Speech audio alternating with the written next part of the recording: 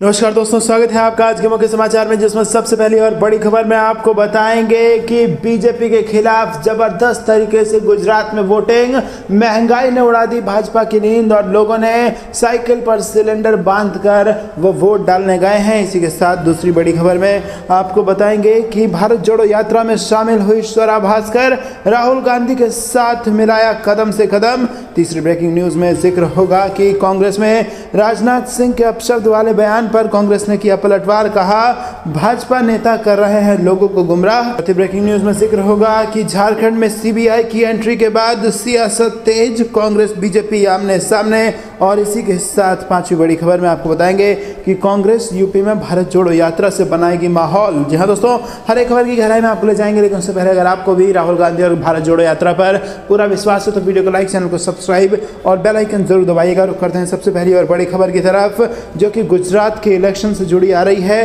बढ़ती महंगाई के विरोध का अनूठा तरीका गुजरातियों ने निकाला है। साइकिल पर गैस सिलेंडर लेकर वोट देने कांग्रेस के उम्मीदवार पहुंच रहे हैं। जी हां दोस्तों, गुजरात के पहले चरण के मतदान के लिए 89 सीटों पर सुबह 8 बजे से वोटिंग शुरू हो गई और अब तक आपको बता दें कि यहां पर 60% के लगभग वोटिंग हुई है। विजय रूपानी, रविंद्र जडेजा और कई सारे नेताओं ने यहां पर अपना वोट डाला और इसी बीच एक ऐसा तस्वीर सामने आई जिसने कहीं ना कहीं महंगाई के मुद्दे पर बीजेपी को घेरा है। जी हां दोस्तों, पर सिलेंडर बांधकर वोट डालने पहुंच गए कांग्रेस के नेता, जिसके बाद ये बड़ा संकेत गया कि लोगों को इस बार गुजरात में महंगाई के खिलाफ वोट डालना होगा और कहीं ना कहीं उसने कुछ वोटों में भी तब्दील वो मुद्दा हुआ होगा और भाजपा को नुकसान इससे हुआ होगा। आपको क्या कुछ लगता है कमेंट में जरूर बताइए। रुक करते हैं अगली ब्रेकिंग न्यूज की तरफ। राहुल गांधी के भारत जोड़ो यात्रा में शामिल हुई स्वरा भास्कर, राहुल गांधी के साथ कदम से कदम मिलाया। जी हां दोस्तों, आपको बता दें कि राहुल गांधी की भारत जोड़ो यात्रा इन दिनों मध्य प्रदेश से गुजर रही है और इसी बीच स्वरा भास्कर भी गुरुवार को मध्य प्रदेश के उज्जैन में इस पद यात्रा में शामिल हुई। कांग्रेस पार्टी ने अपने आधिकारिक ट्विटर हैंडल के जरिए राहुल गांधी के साथ स्वरा की एक तस्वीर साझा की है और कैप्शन में लिखा है कि आज प्रसिद्ध अभिनेत्री स्वरा भास्कर भारत जोड़ो यात्रा का हिस्सा बनी। समाज के हर वर्ग की उपस्थिति ने इस यात्रा को सफल बनाया है। दोस्तों, आपको बता दें कि राहुल गांधी की यात्रा 12 दिनों के भीतर पश्चिम मध्य प्रदेश के राजनीतिक रूप से महत्वपूर्ण मालवा निमाड़ क्षेत्र में 380 किलोमीटर की दूरी तय करने वाली है।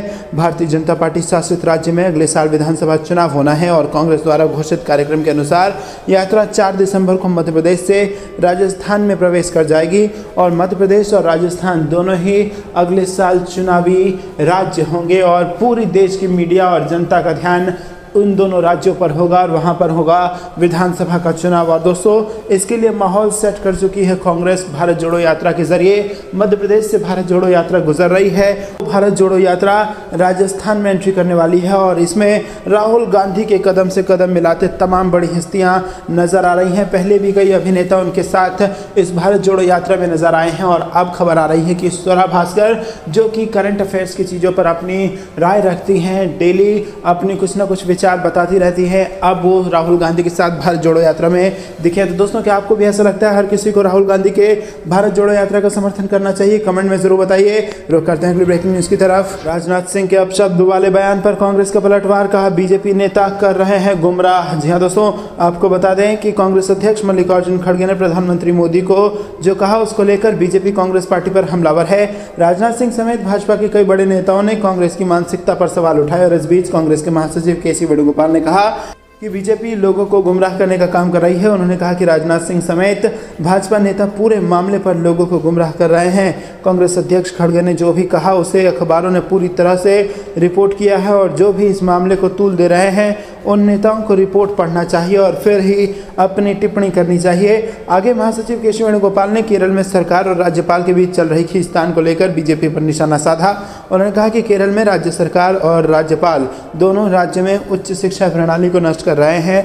राज्यपाल जनता के बीच आ रहे हैं। राज्यपाल और मुख्यमंत्री के बीच लड़ाई बहुत बेकार स्थिति में आ गई है और इसके लिए दोनों जिम्मेदार हैं। राजनाथ सिंह ने कहा था कि प्रधानमंत्री मोदी के लिए कांग्रेस कांग्रेस अध्यक्ष द्वारा इस्तेमाल किए गए शब्द सिर्फ उनके नहीं हैं, ये पूरी कांग्रेस की मानसिकता का परिणाम है। किसी को रावण कहना नीच काम है।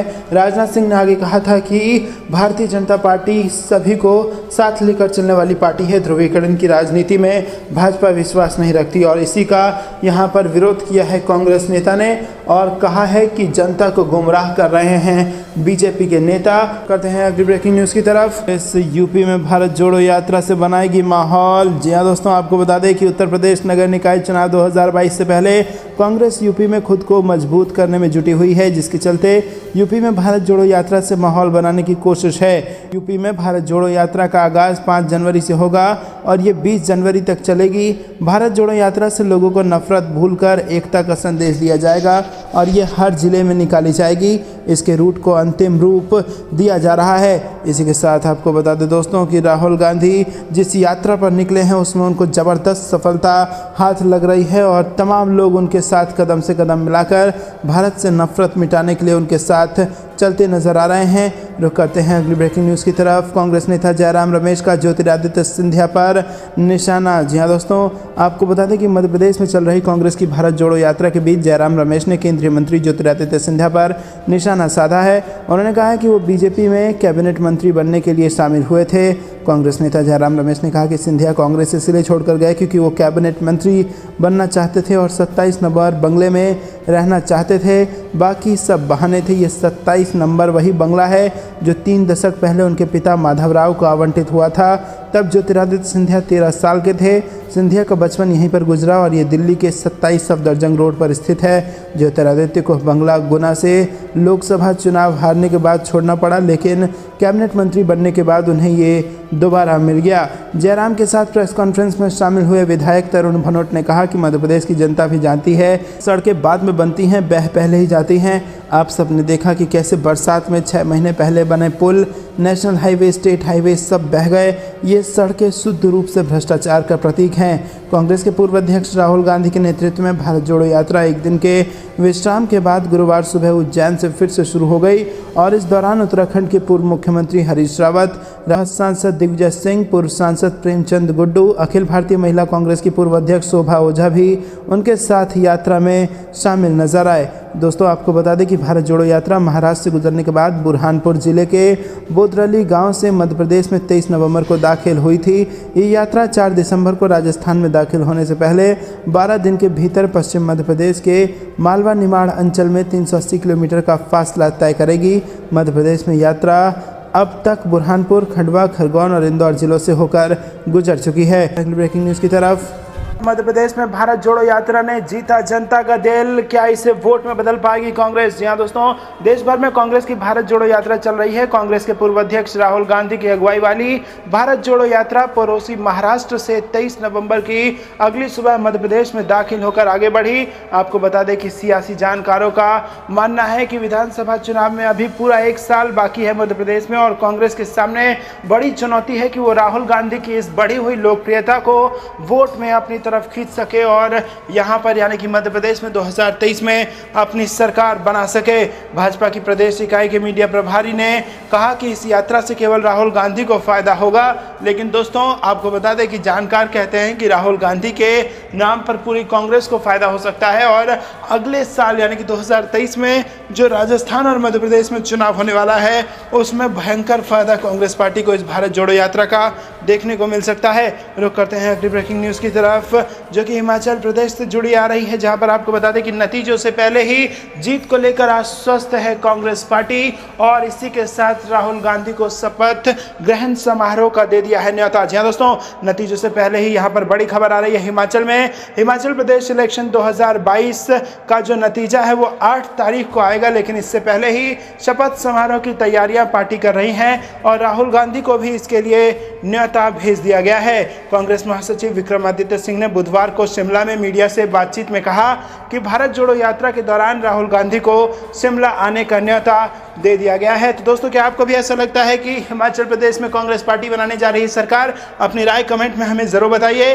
राजनीति के जानकार इसे कांग्रेस का कॉन्फिडेंस बता रहे हैं और यही वजह है कि मुख्यमंत्री पद के दावेदार कांग्रेस नेता एक एक करके दिल्ली दरबार में हाजिरी लगा चुके हैं और सभी अपनी अपनी दावेदारी मजबूत बनाने में जुटे हैं। तो दोस्तों, अगर कांग्रेस की माने तो कांग्रेस को पूरा भरोसा है कि हिमाचल प्रदेश में जब नतीजे आएंगे चुनाव के तो कांग्रेस की सरकार बनेगी। और ऐसे में कौन होगा मुख्यमंत्री, इसको लेकर तमाम दावेदार इस वक्त दिल्ली का चक्कर लगा रहे हैं। और इतना ही नहीं, अब तो शपथ ग्रहण समारोह का न्योता भी राहुल गांधी को मिल चुका। आपको क्या कुछ लगता है, किसकी बनेगी सरकार? कमेंट में जरूर बताइए।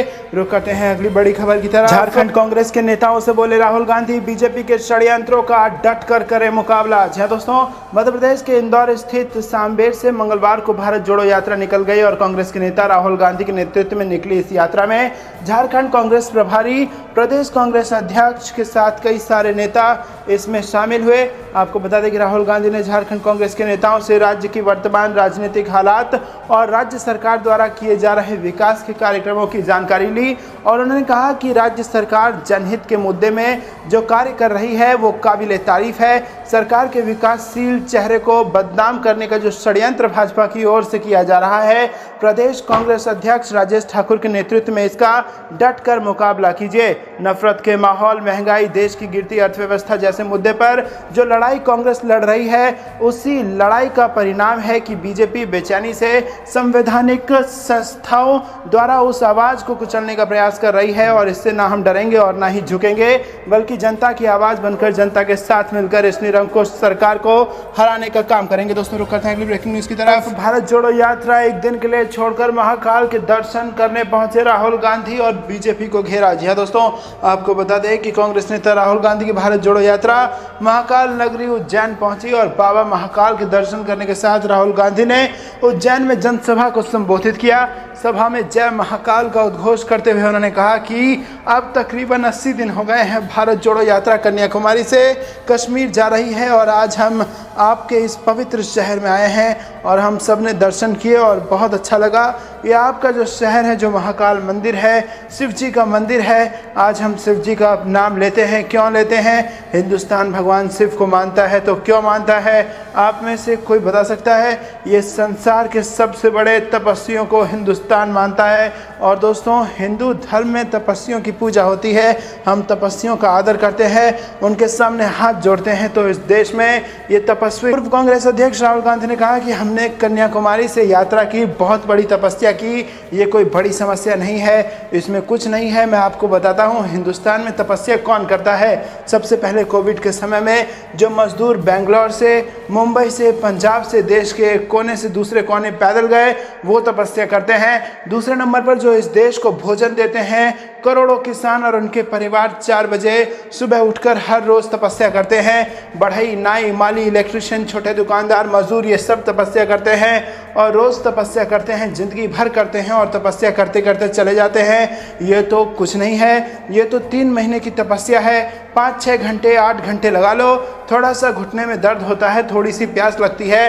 तपस्या हम नहीं, तपस्या किसान करता है, मजदूर करता है। दोस्तों, जबरदस्त भाषण यहाँ पर राहुल गांधी ने दिया और उन्होंने कहा कि अब मेरा सवाल है कि हिंदू धर्म कहता है कि तपस्वियों की पूजा होनी चाहिए, तो इस देश में तपस्वियों की पूजा क्यों नहीं हो रही है? जो तपस्या कर रहा है उसको इस देश की सरकार कुछ नहीं देती और जो नरेंद्र मोदी जी की पूजा कर रहा है उसको सारा का सारा दे देती है। जो लोग नरेंद्र मोदी जी की पूजा करते हैं और उनको भी जो भी चाहिए मिल जाता है, रेल, एयरपोर्ट, इसी के साथ पोर्ट, ये सब मिल जाएंगे उठाकर। सड़कें, बिजली, पानी, सब कुछ। 2 लोग, 5 लोग प्रधानमंत्री की पूजा करते हैं और हिंदुस्तान का सारा धन उनके हवाले कर दिया जाता है। तो दोस्तों, यहाँ पर इशारों इशारों में उद्योगपतियों पर भी हमला बोला है राहुल गांधी ने और साथ ही साथ कहा है कि असली तपस्वी, जो भारत इस तपस्वियों का जो देश है, उसमें असली तपस्वी जो है वो मजदूर है, किसान है, लेकिन उनकी पूजा नहीं होती, नरेंद्र मोदी की पूजा होती है और नरेंद्र मोदी की जो पूजा करते हैं उनको सारा धन देश का दे दिया गया है। दोस्तों, किसके बारे में कहना चाह रहे थे राहुल गांधी, कमेंट में जरूर बताइएगा। रुक करते हैं अगली ब्रेकिंग न्यूज की तरफ। जिसमें आपको बता दें कि गुजरात चुनाव के पहले चरण के लिए प्रचार अब थम चुका है और 1 दिसंबर को यहाँ पर मतदान होने जा रहा है। जी हाँ दोस्तों, गुजरात में 27 साल से भाजपा की शासन है और अब इस सत्ता परिवर्तन के लिए क्या जनता वोट करेगी, क्योंकि लगातार आपको बता दें कि भारतीय जनता पार्टी के खिलाफ जो तमाम पार्टियां कैंपेनिंग कर रही हैं, त्रिकोणीय मुकाबला इस वक्त गुजरात में बन चुका है कांग्रेस और आम आदमी पार्टी और बीजेपी के बीच में। और सबका यही कहना है कि 27 साल के शासन से जनता परेशान आ चुकी है और अब महंगाई से जिस हिसाब से उनकी परेशानियां बढ़ रही हैं, उसको देखते हुए जनता एंटी इनकम्बेंसी के लिए वोट करेगी। और यहाँ पर वोट बैंक जो है वो बीजेपी का कोर वोट बैंक, जो कि महिलाओं का साइलेंट वोट बैंक था, वो भी कहीं ना कहीं बीजेपी से छिटक सकता है और उसका कारण सिर्फ और सिर्फ महंगाई होने वाला है। आपको क्या कुछ लगता है कमेंट में ज़रूर बताइएगा। रुक करते हैं अगली ब्रेकिंग न्यूज़ की तरफ। जो बिक चुके हैं उन पर अब कोई भरोसा नहीं, राहुल गांधी का ज्योतिरादित्य सिंधिया को लेकर बड़ा बयान। जी हाँ दोस्तों, आपको कि कभी कांग्रेस के साथी रहे और अब भाजपा के हो चुके केंद्रीय मंत्री ज्योतिरादित्य सिंधिया ने मध्य प्रदेश में पहुंची भारत जोड़ो यात्रा के लिए स्वागत ट्वीट किया था। सिंधिया के ट्वीट पर राहुल गांधी ने एक दिन बाद जवाब दिया है। उन्होंने सोमवार को ये कहकर लताड़ लगाई कि अब उन कांग्रेस नेताओं पर भरोसा नहीं किया जाना चाहिए जो बिके हुए हैं। राहुल गांधी की ये टिप्पणी एक संवाददाता सम्मेलन में आई और जब उनसे पूछा गया कि क्या मध्य प्रदेश में कांग्रेस की सरकार गिराने वालों के लिए दरवाजे खुला रहेंगे, तो यात्रा के उज्जैन पहुंचने से एक दिन पहले राहुल गांधी ने कहा कि ये सवाल कांग्रेस अध्यक्ष और पार्टी के मध्य प्रदेश नेतृत्व से पूछा जाना चाहिए। मेरी राय है कि जिन्हें पैसे से खरीद लिया गया है उन पर भरोसा नहीं किया जाना चाहिए। ऐसा माना जा रहा है कि राहुल गांधी ने यह टिप्पणी कभी अपने करीबी रहे ज्योतिरादित्य सिंधिया के लिए किया है। सिंधिया ने कांग्रेस के खिलाफ बगावत की थी और कमलनाथ के नेतृत्व वाली इस सरकार को गिराने के लिए कई विधायकों के साथ भाजपा में शामिल हो गए थे।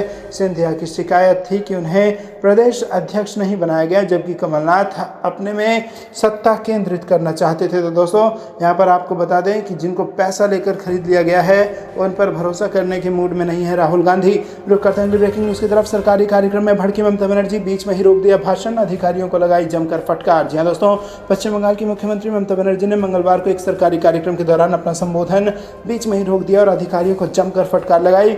बंगाल सीएम उस समय अपना आपा खो बैठी जब उन्होंने पाया कि अधिकारी उस सामान को लेकर नहीं पहुंचे थे जो ममता को लोगों में बांटना था। मामले की जानकारी रखने वाले लोगों ने बताया कि मुख्यमंत्री इस कार्यक्रम में गर्म कपड़े बांटने वाली थी, लेकिन कपड़ा वहां पहुंचा ही नहीं। दोस्तों, आपको क्या कुछ लगता है कमेंट में बताइए। रुक करते हैं ब्रेकिंग न्यूज़ की तरफ। हिमाचल प्रदेश से आ रही है और पूर्ण बहुमत से कांग्रेस सरकार बनाने जा रही है और गुजरात में भी महंगाई के खिलाफ लोग वोट डालने वाले हैं। ये बड़ा बयान सामने आया है। जी हाँ दोस्तों, हिमाचल प्रदेश में कांग्रेस पूर्ण बहुमत से सरकार बनाएगी। रविवार को यह बात कांग्रेस कमेटी के प्रदेश प्रवक्ता विजय डोगरा ने ऊना में एक निजी होटल में पत्रकार वार्ता में कही। उन्होंने प्रदेशवासियों का महंगाई और बेरोजगारी के खिलाफ मतदान करने का आभार व्यक्त किया। उन्होंने कहा कि प्रदेश में हर वर्ग ने कांग्रेस के प्रतिज्ञा पत्र को समझते हुए उसके पक्ष में मतदान करने के बाद जिस तरह के रुझान सामने आए हैं, उनसे ये लगता है कि प्रदेश में पूर्ण बहुमत से कांग्रेस सरकार बनाएगी और सरकार बनते ही जो किया है उसे सरकार अपना दायित्व समझते हुए दस्तावेज बनाकर अमलीजामा पहना देगी। दोस्तों, आपको क्या कुछ लगता है किसकी सरकार कहां बनेगी, कमेंट में जरूर बताइए। गुजरात प्रदेश से जिस तरह के रुझान सामने आ रहे हैं उससे ये लग रहा है कि कांग्रेस गुजरात में भी अपनी सरकार बनाने वाली है। उन्होंने गुजरात के मतदाताओं से आग्रह किया कि बढ़ती महंगाई और बेरोजगारी के खिलाफ मतदान करें, जिससे गुजरात प्रदेश के लोगों को भी राहत मिले। और इस मौके पर उनके साथ कुटेल हेड कांग्रेस सेवा दल के अध्यक्ष भी मौजूद थे। तो दोस्तों, कमेंट में अपनी राय बताइए किसकी सरकार बन रही है। वीडियो को लाइक, चैनल को सब्सक्राइब करना मत भूलेगा। रुक करते हैं अगली ब्रेकिंग न्यूज़ की तरफ। गुजरात में राहुल गांधी का जबरदस्त प्रचार, जिससे कांग्रेस को हो रहा है फायदा। आखिरी हफ्ते में आया चौंकाने वाला नतीजा। जी हां दोस्तों, आपको बता दें गुजरात विधानसभा चुनाव के पहले चरण में 2-3 दिन का समय बाकी है और चुनाव प्रचार के अंतिम दौर में सभी राजनीतिक दलों ने पूरी ताकत झोंक दी है। सियासी दलों के दिग्गज नेताओं ने चुनाव प्रचार के लिए गुजरात में डेरा डाल दिया है। गुजरात चुनाव के पहले चरण का चुनाव प्रचार 29 नवंबर को थम जाएगा और भारत जोड़ो यात्रा पर निकले कांग्रेस सांसद राहुल गांधी ने पिछले हफ्ते ही गुजरात चुनाव में पार्टी के लिए प्रचार की कमान संभाल ली थी और राहुल गांधी ने 21 नवंबर को गुजरात के सूरत और राजकोट में पार्टी के लिए चुनाव प्रचार भी किया था। और इसी के साथ इस बात की भी चर्चा तेज हो गई है कि राहुल गांधी ने कहीं गुजरात आने में देरी तो नहीं कर दी और इसी को लेकर अब यहां पर एक सर्वे कराया गया जिसके नतीजों ने भाजपा की नींद उड़ा दी। जी हां दोस्तों, भले ही राहुल गांधी का जो भारत जोड़ो यात्रा है वो दक्षिण भारत में था, लेकिन उसकी धूम, उसकी धमाक पूरे देश में थी और उसका असर अब गुजरात के चुनाव पर जबरदस्त तरीके से देखने को मिल रहा है। लगातार न केवल राहुल गांधी के ग्राफ में उछाल है, बल्कि भारतीय जनता पार्टी के खिलाफ पूरी कांग्रेस पार्टी के ग्राफ में उछाल यहां पर नजर आ रहा है और जीत की तरफ करीब पहुंचती नजर आ रही है कांग्रेस पार्टी गुजरात के विधानसभा चुनाव में। और आपको बता दें कि जिस प्रकार से दक्षिण भारत के कुछ राज्यों से होते हुए पश्चिम भारत में भारत जोड़ो यात्रा मध्य प्रदेश होते हुए राजस्थान पहुंच